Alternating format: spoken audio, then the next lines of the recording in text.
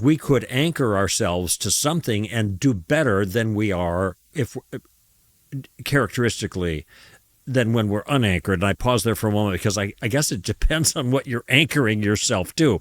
Yeah. If you're anchoring yourself to National Socialism, that's Sure. Nazism. Well, he mentioned a cult, right? If someone anchored them, then maybe they feel better if they're agnostic or something like that. Well, in that was a bad experience for them. Yeah. And I just mentioned National Socialism. That's the English form of the German word Nazi. Yeah.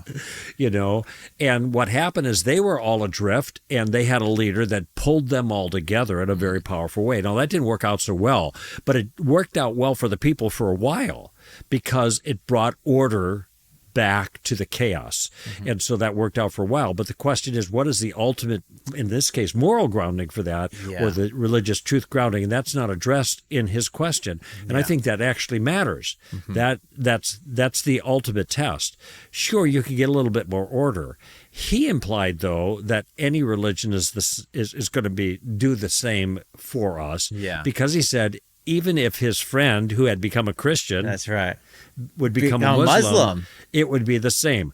I do not think that's true. Yeah. And I'm not saying that just because, I believe in Christianity, because I do think that the Christian experience is unique across the board. We've already talked about this.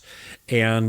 And I think that the Christian friend, look, there are people who try all kinds of different religions, and they get involved in these things. And when they become regenerate, born again, that's a miraculous experience in virtue of a true God working through his son, Jesus of Nazareth, to bring new life to us. That changes everything. Yeah. That changes everything.